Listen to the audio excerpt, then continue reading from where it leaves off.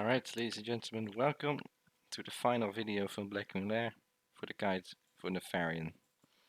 So, Nefarian is a long fight. It's a boss with a lot of HP. He has 3 different phases, the last 2 being sort of the same. And you'll be here for a while. So it's important that you know the mechanics so that you can save as much mana as you can, keep as many people alive as you can, and then just do the boss in a very simple manner if you know all the mechanics. So, first of all, everyone, and I mean everyone, has to equip their Onyxia skill cloak. If you do not have an Onyxia skill cloak on, you will die in the transition from phase 1 to phase 2 when the Nefarian casts Shadow Flame on the entire room. Now, part of that, if you just did Chromagus, some people may still have the Bronze Affliction, which stuns you every at a random moment for 4 seconds. If you have that, you can just log out or wait it out the remaining timer on that and then start the fight after, or you can still share Hourglass Sun if you got it and clear it, and then you can start the fight. So, phase 1. You have these little rooms. There's one here, and there is one over here. Now, in these rooms, ads will spawn once you start the fight. You start the fight by talking to Nefarian over there, by the way, just in case, let it be the main tank. But yeah, you start the fight and dragons start spawning out of these 2 rooms. So what you want to do is you want to spread your raid, split it into 2 groups. You could probably just put your healers over here. And then what you want to do is you want to have hunters and mages spread over the sides, and you want preferably 2 tanks per side as well. And the mages and hunters have the job to slow everything that comes out here. And the reason for that is that you want to keep them stacked around these areas, because at the end of the entire encounter, these dragons that you kill will be resurrected and go and fight, and it's nice if they're grouped up already, so and the mage can freeze them and AoE them down later on. But we'll get to that later. So, Dragonkin will spawn. Like, sometimes it will be a big Dragonkin, and I think they might be immune to certain types of magic. I think that's random every week. There's 2 types of dragons, and depending on the color they have, they're immune or resistant to certain magic. So just change your magic accordingly. And obviously the frost one would be the most annoying because we want to use frost to slow it.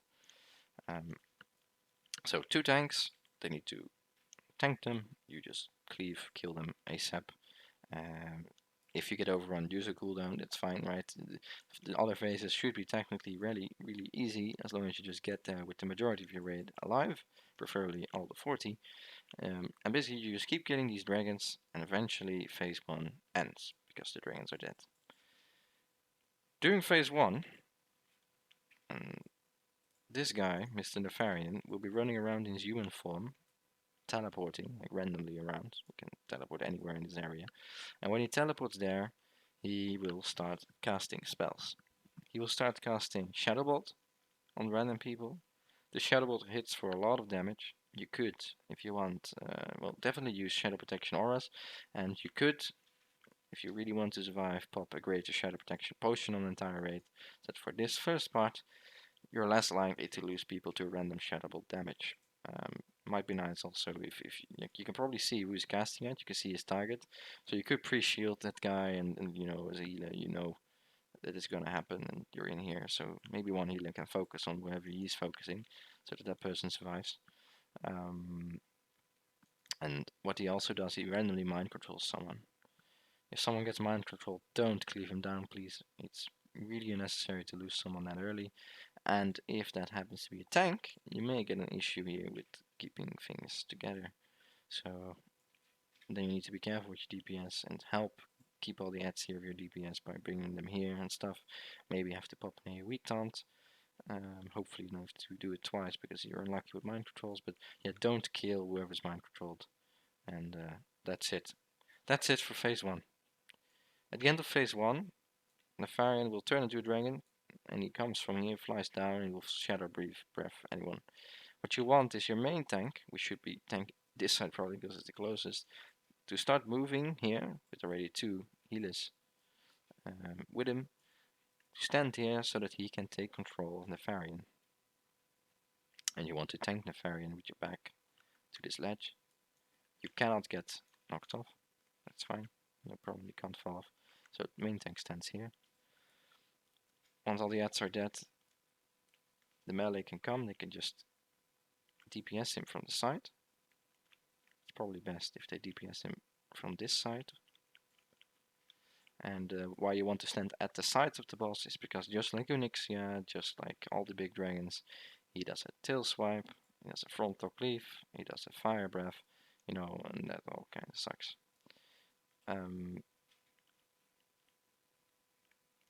The other things he does is an AoE fear every 30 seconds. The AoE fear is nasty because if you get feared in front of the boss, or behind him, you'll get hit by his abilities. So, but unlike Onyxia, what you can do here is you can hide. You can hide behind all these things and you don't get hit by the fear. So healers can also, like healers and range DPS are probably going to be here. And if an AoE fear comes, they can just hide fear ward your tanks. And that should be easy. Just move to the left and hide. The other thing Nefarian does is that he does class calls. What this means is that he calls out a certain class, he taunts them, and then that class gets a certain debuff which makes the encounter harder. The most annoying one is the warrior one. The warriors all get forced into berserker stance. Not too bad for the melee, but very bad for your tanks. Your tank will be unable to use most of his defensive abilities, and he will take 50% more damage.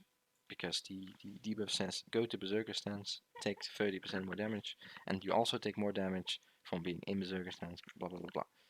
Overheal your main tank. Very hard if it's the warrior classical, and it lasts a long time, like 30 seconds, so spam overheals on the main tank. The priest classical means that the priest heals start doing damage. So when that happens, priest stop doing damage. You can still shield the tank. That's fine. But you cannot heal him because you will kill him with your heals. Warlocks will spawn infernals, and I believe they spawn them on top of it themselves or a random target. Warlocks, you're gonna be grouping up as well, and you're gonna group up together and away from the healers, because when those infernals land, they AoE stun. So if all the warlocks are together, they should land on the warlocks. You can just heal the warlocks, you can freeze the infernals, you can kill them. It's the primary objective to just kill ads when they spawn, because you don't want them to go ham on the healers. It's easiest if it's just dead. So maybe the melee do want to be at this side, so that they can very easily run over here and help kill ads. The mage class call basically says the mages are gonna randomly polymorph people. That's annoying. So what you want to do is, every time a class collapses, you want the mages to sort of line of sight so that they cannot hit the tanks with polymorph, they cannot hit the healers with polymorph, just themselves. So you just cast fire, frost bolts, whatever from here, and you just hide. Obviously, if you need to get heals because of standing here, you can go here. But you shouldn't really take damage at all. And you can line of sight the fear, so you shouldn't be running over the place. Let's see what else we have. Rogues. Rogues get teleported randomly somewhere near Nefarian. They get stunned for like a long time, and if they get stunned in front of the Varian, they're gonna get cleaved. So it's the job of the tank to adjust the boss, and I'm probably gonna adjust him this way, so if you're standing here, don't get breathed on or cleaved on, so that the rogues can stay here safely. And then once the stun is off, the tank's gonna bring the boss back in this direction. Druids get forced into cat form. The hunters have probably one of the most annoying ones. Your ranged weapon will go to 0 durability. It will break. So every time a class skill is about to come, you need to switch to some crappy bow or crappy weapon so that it breaks that, and then once the class skill happens, you can change back to the other one and continue DPS. And if you don't do that, you'll be a melee character for the rest of the fight, which obviously isn't your main strength. So swap out that weapon. Paladins will cast random blessings on Nefarian. So Blessing of Protection, for example, means that not a single melee can do damage to the boss. The tanks cannot do damage to the boss. So when the Paladin classical goes out, everyone needs to watch their threat. Especially the range, they can still keep going, but the tank can't. It's an untauntable boss, so do not pull aggro That's completely unnecessary. And I believe I've now covered all of the 8 classes for Alliance. So that's the class goals. So phase 2, small summary. Fear, hide from the fear. Class goals, do whatever your class needs you to do. Don't stand in front, don't stand behind, don't get briefed on. And Warlock's in a separate group, Healers in another group. That's it. Then, at 20%, you will resurrect all the undead draconids that you killed in phase 1, and those will come charging for the healers. When that happens, preferably an off tank, try to group them up. Mages, group them up, freeze them, AoE them down. Paladins can help the mages by casting Blessing of Protection on them, so they cannot be killed by those draconids for like 8 seconds and do not get aggro either. Can be very nice.